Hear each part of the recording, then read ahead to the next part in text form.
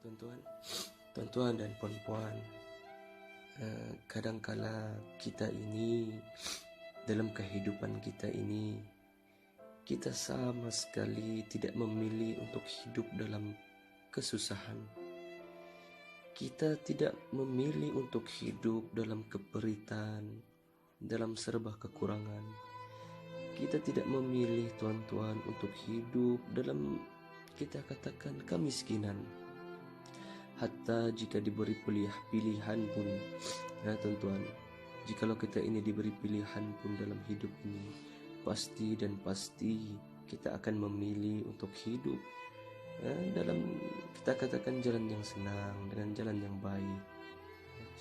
Tetapi apa yang kita perlu sadar, tuan-tuan, yaitu tentang, kita katakan, hakikat diri kita sangat lemah. Kita ini sangat kerdil.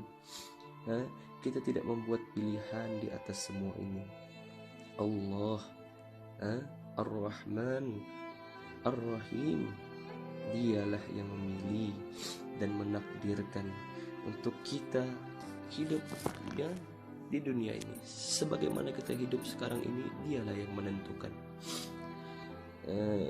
Saya tahu dan saya sadar, tuan-tuan, saya tahu dan saya sadar, kadangkala manis mulut berbicara, tuan-tuan, manis mulut berkata-kata, tetapi pahit dan sakit badan yang menanggung. Saya paham, tuan-tuan. Ada di antara kita, saya cerita sedikit lah, tuan-tuan, pengalaman saya. Ada di antara kita yang memilih-milih apa hendak dimakan hari ini. Begaduh lagi, apa hendak dimakan hari ini, lauk apa hendak dibeli, ikan nih mau masak apa nih, ayam nih mau masak apa nih, anak kita makan kamu kalau masak begini. Kita begaduh, tuan-tuan, dengan istri, dengan suami kita, perempuan. Kita begaduh tentang apa kita hendak makan hari ini.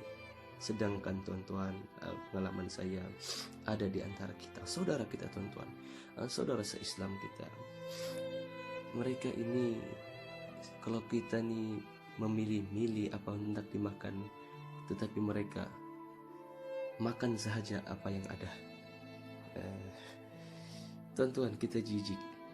Saya yakin kita jijik, tuan-tuan, melihat lori sampah lalu di hadapan rumah kita.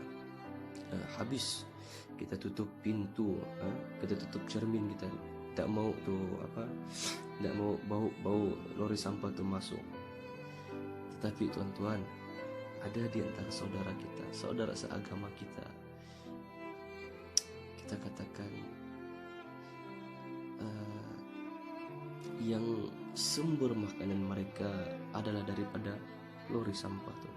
Ini bukan cerita bohong, tuan-tuan. Ini bukan cerita 30 tahun, 50 tahun yang lepas. Ini adalah pada tahun ini, tahun 2018. Sumber makanan mereka adalah daripada lori sampah.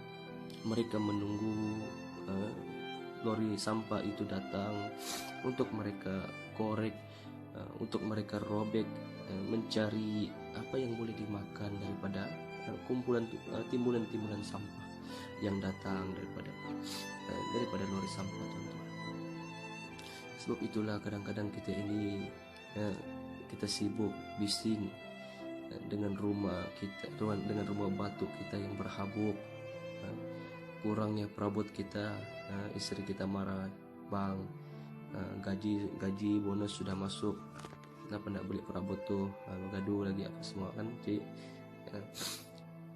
Kita marah, rumah kita musiknya kembang, kembung, tidak cukup apalah, simin kah apakah.